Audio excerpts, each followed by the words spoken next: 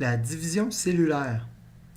Le genou de ce joueur de soccer sera comme neuf dans quelques semaines, merci à la division cellulaire qui génère de nouvelles cellules permettant notre croissance et la réparation de nos tissus lésés. En interphase, la cellule a des périodes de croissance et une période de synthèse.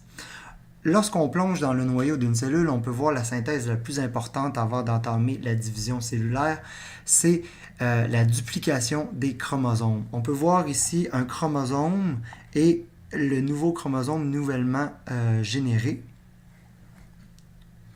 formant ainsi ce qu'on appelle les chromatides sœurs, deux chromosomes identiques. On peut voir que les chromosomes sont faits du filament ici en bleu qui est la molécule d'ADN qui est entourée autour de petites protéines ici en rose qu'on appelle les histones. L'ADN ou les chromosomes sont plus ou moins condensés lors de l'interphase.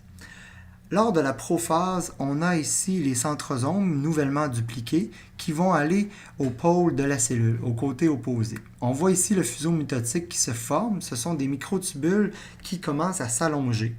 Plongeant encore dans le noyau, on peut voir qu'en prophase, les chromosomes se mettent à se condenser de plus en plus, devenant des chromatides sœurs qui sont visibles facilement au microscope.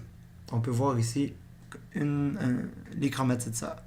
L'enveloppe nucléaire va se désintégrer en fin de prophase et le fuseau mitotique va aller s'attacher aux chromatides sœurs.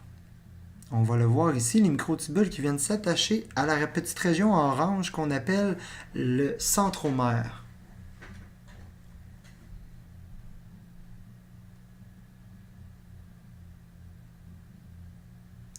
Lors de la métaphase, les microtubules ou le fuseau mitotique va aligner les chromosomes au centre de la cellule, à l'équateur, ce qu'on appelle la plaque équatoriale. Lors de l'anaphase, les chromatides sœurs seront séparés et seront tirés de chaque côté de la cellule vers les pôles, devenant ainsi chacun un chromosome à part entière. On peut remarquer également que la cellule va commencer à s'allonger plus l'anaphase avance, commençant la cytokinèse, qui sera le pincement de la cellule pour séparer le cytoplasme. On peut voir ici que la mitose prend fin en télophase. Lorsque les chromosomes vont commencer à se dérouler, l'enveloppe nucléaire va se reformer pour chacune des nouvelles cellules nouvellement créées. Et on voit ici au sillon de division que les cellules sont complètement pincées et forment deux nouvelles cellules. On a ici une division cellulaire complète. On a eu une période qu'on appelle la mitose et on a eu la cytokinèse.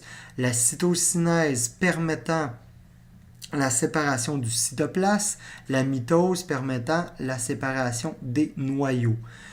Le résumé de la division cellulaire permet de partir avec une cellule mère et de générer deux cellules filles identiques entre elles et identiques à la cellule mère.